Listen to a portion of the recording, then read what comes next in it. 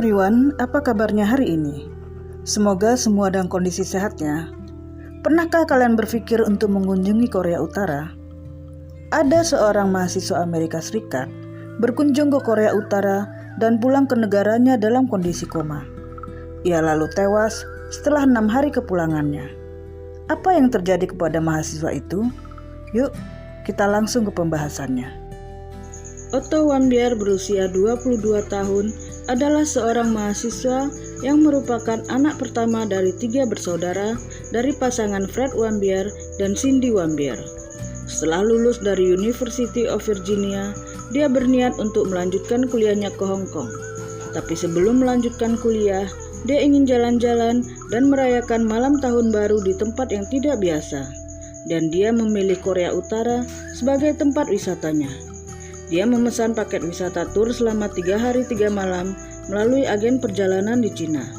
Sebuah perusahaan pemandu wisata bernama Young Pioneer Tour dengan slogan "Pertualangan murah ke destinasi-destinasi yang ibumu ingin kamu hindari".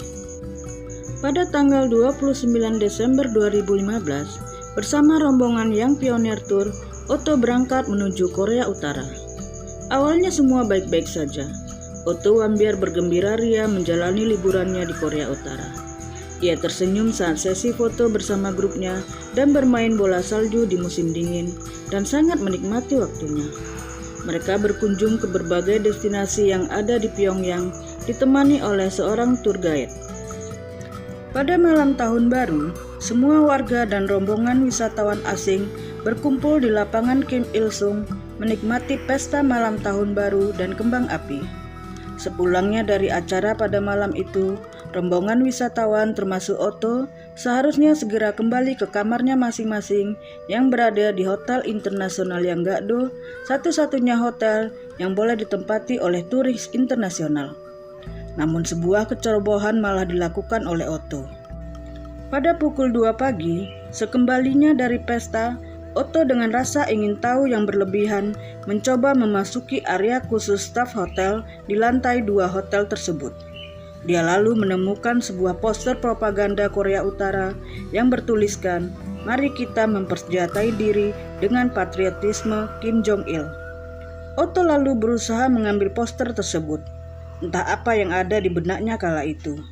Dia tidak mengetahui bahwa di Korea Utara, merusak atau mencuri benda-benda dengan nama atau gambar pemimpin Korea Utara dianggap sebagai kejahatan besar dan artinya bahaya sedang mengintainya. Pada tanggal 2 Januari 2016, pada saat rombongan sedang menunggu pesawat mereka untuk bergegas pulang, tiba-tiba saja 2 orang petugas keamanan Korea Utara datang menghampiri Otto. Saat itu teman sekamar Otto yang bernama Danny Gratton menjadi satu-satunya saksi dalam detik-detik penahanan Otto. 2 guards took him away and I sort of laughingly said to him, "Well, that's the last we'll ever see of you." And because we got on so well, Otto turned around and just chuckled at me. But of course there was a huge irony in my words that we obviously didn't know what was going to happen, but that was the last time anyone actually saw him. Ketika pesawat rombongan tur datang dan mereka bersiap-siap berangkat, seorang pejabat Korea Utara datang menghampiri mereka dan mengumumkan bahwa Otto sakit parah dan telah dibawa ke rumah sakit. Rombongan tur itu pun meninggalkan Korea Utara tanpa membawa Otto bersama mereka. Tidak ada yang menyangka bahwa setelah hari itu, kabar tentang Otto nyaris tidak pernah mereka dengar lagi. Segera setelah aksi penangkapannya, pihak Korea Utara hanya mengatakan kepada awak media bahwa Otto telah ditahan atas tindakan bermusuhan terhadap negara tanpa menjelaskannya lebih lanjut. Korea Utara memilih bungkam selama 6 minggu lamanya. Dan inilah yang menyebabkan kedua orang tua Otto sangat khawatir karena tidak mendapatkan kabar apapun tentang kondisi putra mereka. Pada tanggal 29 Februari 2016, Korea Utara tiba-tiba saja merilis video Otto Warmbier. Dia berjalan dengan kepala menunduk dan memegang surat pengakuan yang telah disiapkan. Dia membuat pernyataan atas kesalahan yang dilakukannya.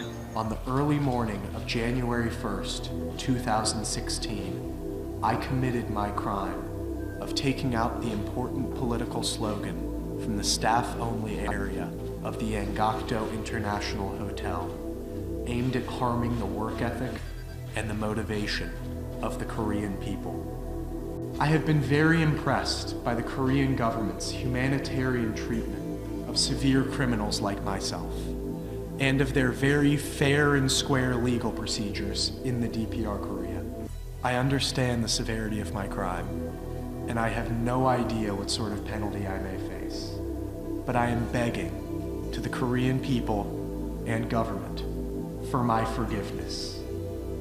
Tidak ada yang tahu apakah pengakuan Otto itu dipaksakan, namun sebagian besar pengamat berspekulasi bahwa ia berada di bawah tekanan ketika menyampaikan pengakuan itu. Lalu sebulan kemudian, Mahkamah Agung Korea Utara memvonis Otto dengan hukuman 15 tahun penjara dan kerja paksa. I entirely beg you, people and government of the DPR Korea, for your forgiveness.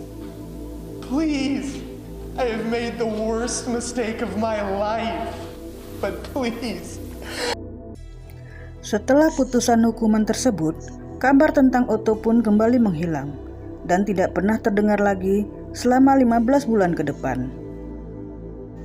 Selama hilangnya kabar tentang Otto, pemerintah Amerika Serikat terus melakukan negosiasi sebagai upaya untuk memulangkannya.